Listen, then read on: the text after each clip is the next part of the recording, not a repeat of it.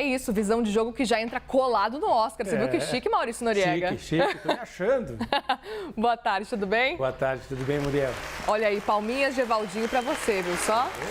É isso aí, temos muito assunto, muita visão de jogo hoje pra você nesse começo de semana que promete. A gente começa falando sobre a fala do técnico Cuca, porque depois da classificação do Atlético Paranaense às semifinais do Campeonato Paranaense, o treinador fez um pronunciamento às mulheres, ele que criticou a sociedade onde está inserido, dizendo que o ambiente do futebol não o cobrou. Vamos lembrar que o Cuca foi condenado pelo estupro de uma menor de idade na Suíça durante a excursão do Grêmio à Europa em 87. O processo foi extinto recentemente porque o Tribunal Regional do Distrito de Bernamitelã, será que eu falei certo? Acatou a argumentação do Cuca e foi condenado. À época, sem representação legal, essa era então o argumento da defesa do Cuca. O encerramento desse processo, é importante dizer, gente, que não significa que o Cuca tenha sido inocentado. Antes da gente ouvir o Noriega, a gente vai ouvir agora o que disse Cuca ontem. Hoje eu sei que isso não é só sobre mim, mas é sobre mim também. Eu escolhi me recolher durante muito tempo, desde lá do passado. Mesmo assim, eu pude seguir minha vida. Uma mulher que passa por qualquer tipo de violência, ela não consegue seguir a vida dela sem permanecer machucada. O impacto dura para sempre. Eu pude levar a minha vida contornando a história porque o mundo do futebol e o mundo dos homens em que eu vivo não tinham me cobrado nunca nada. Durante todo aquele tempo, todos aqueles anos. Mas o mundo está mudando e eu acho que para melhor.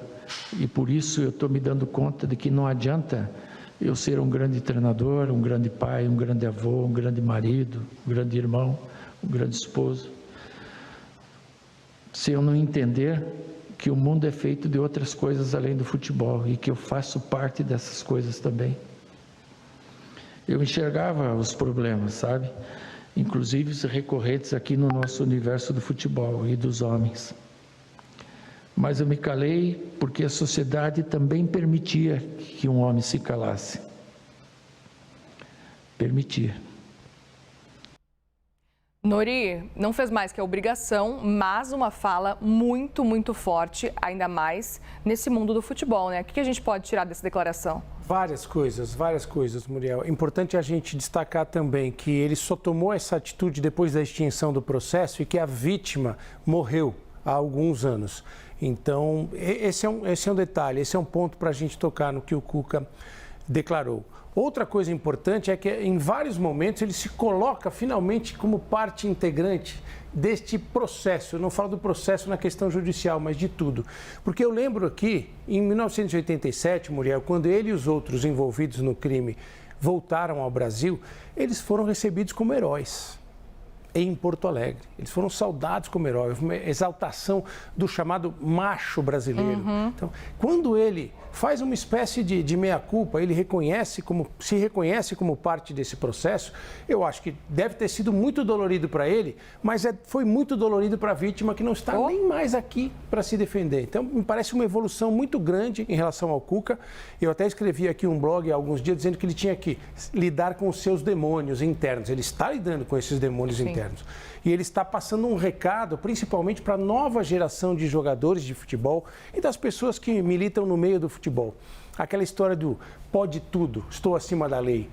Quando ele assume essa postura, e acho que ele fez vários reconhecimentos de responsabilidade durante essa fala, ele deixa um duro recado para situações às quais a gente está muito acostumado e principalmente aquelas de mais exposição, como os casos do Daniel Alves e do Robinho. Então, acho que assim, deve ter sido realmente muito doloroso para o Cuca este silêncio, mas mais doloroso foi o silêncio da vítima, que hoje nem aqui está mais e que passou todos esses anos, né, sem nem sequer ser lembrada aqui no Brasil.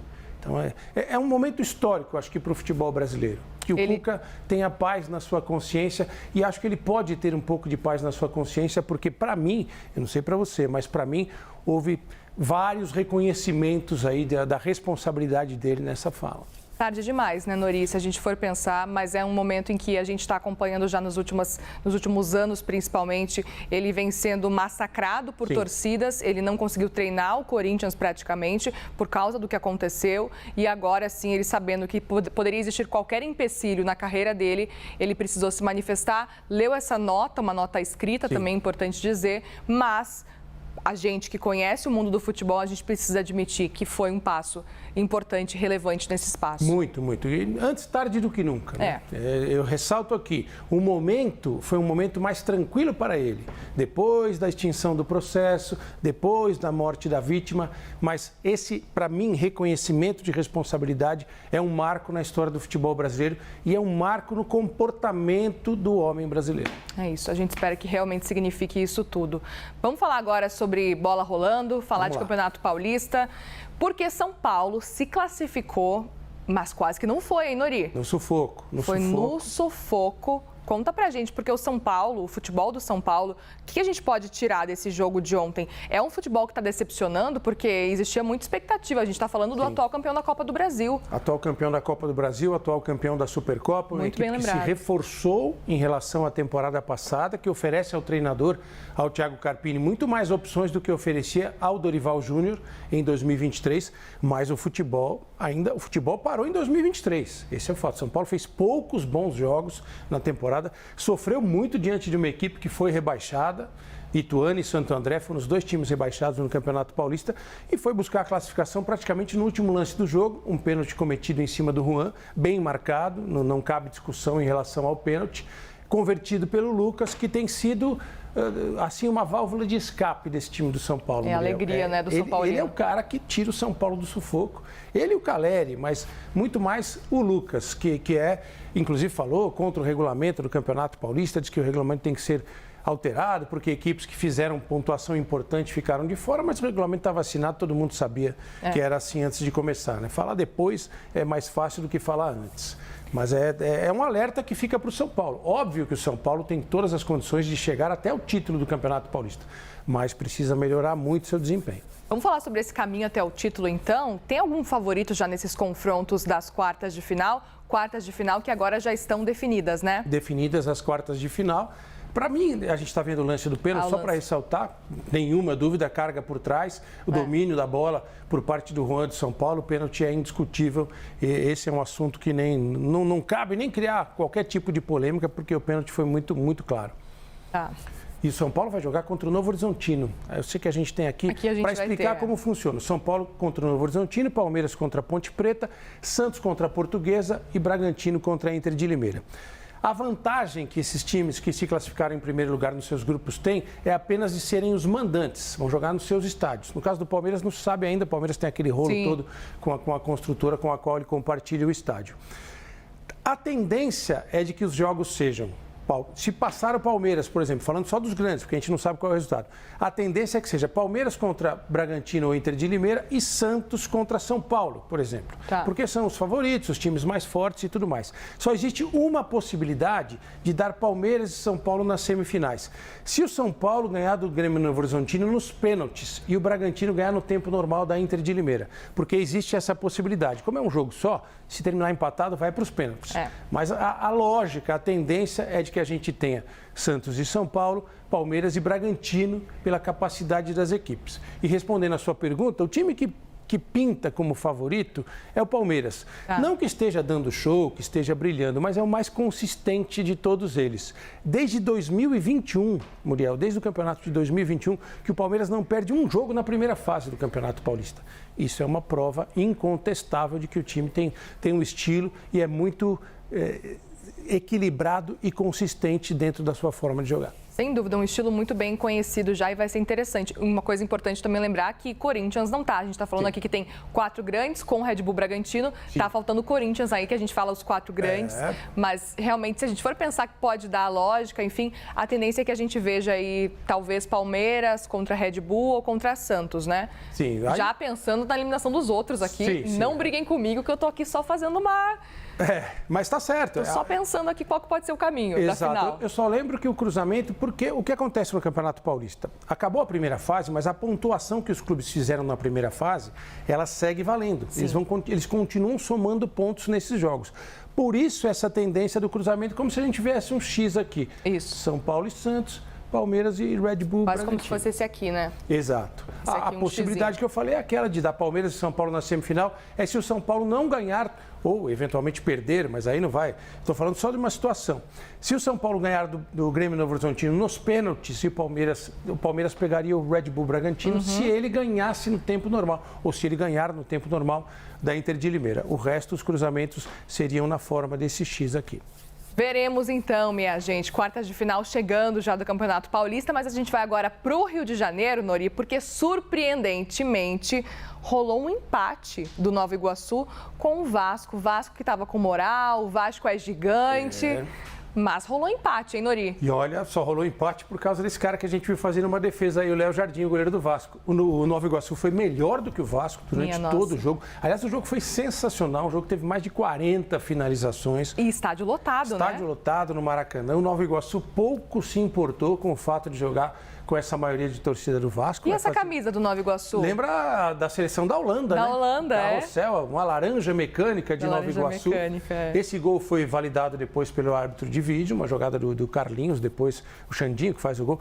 Muita polêmica em relação a essa linha traçada aqui, porque segundo quem está criticando a linha, ela não está em contato com nenhuma parte do corpo do jogador do Vasco para dar a condição. O Lucas Piton, lateral esquerdo do Vasco, empata no finalzinho do jogo.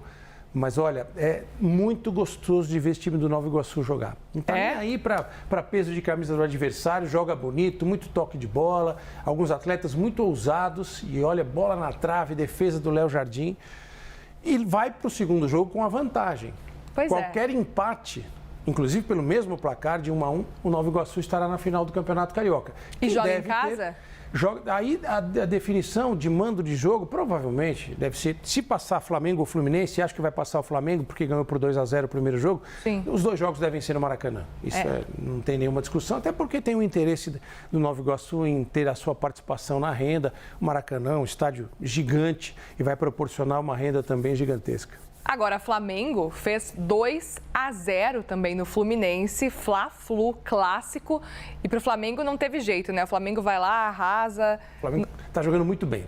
E 2-0 foi pouco. 2-0 foi pouco? Foi pouco. Aí a gente está vendo aqui as imagens do jogo. O Flamengo dominou o Fluminense o tempo todo, fez 2-0, gols do Cebolinha e do Pedro. É um time muito consistente, que ganhou uma segurança na defesa após a chegada do Tite, ex-treinador da seleção brasileira, e pode perder no segundo jogo por 2-0, que estará na final do mesmo jeito. Então é uma equipe que tem essa qualidade. Não perdeu no Campeonato Estadual do Rio de Janeiro até agora. Então está pintando aí um Flamengo na final contra Vasco ou Nova Iguaçu. Esse está mais amarrado, esse confronto. Apesar de toda essa surpresa do Nova Iguaçu, o Vasco tem jogadores importantes e é o Vasco, é um dos grandes times do futebol brasileiro. É o Vasco. Vamos ver então o que vai acontecer. Vai ser interessante acompanhar e se vai ter surpresa. Será que Nova Iguaçu com essa camisa aí da laranja mecânica vai... Eu também gostei, viu? Vou ver se eu compro uma camisa dessa aí que tá muito Olha aí, daqui a pouco se tiver final, dependendo o Nori vem com a camisa, mas vai gerar muita polêmica, né? E eu sei que você está animada porque no Sul já está definido que as semifinais serão Porto Alegre contra Caxias. É isso. Inter e Juventude, Grêmio e Caxias. É isso, vai ser interessante acompanhar. A gente já sabia, no Gauchão deu o que a gente já estava esperando, a lógica, obviamente. Inter e Grêmio se classificando para essa semifinal. Veremos, minha gente, veremos. Obrigada, viu, Nori? Obrigado, Muriel. Nos vemos quarta? Nos vemos quarta, marcado. Quarta com jogos, inclusive, de Copa do Brasil. Já falamos mais sobre isso depois, na quarta-feira. Obrigada. Tchau, boa tarde. Boa tarde.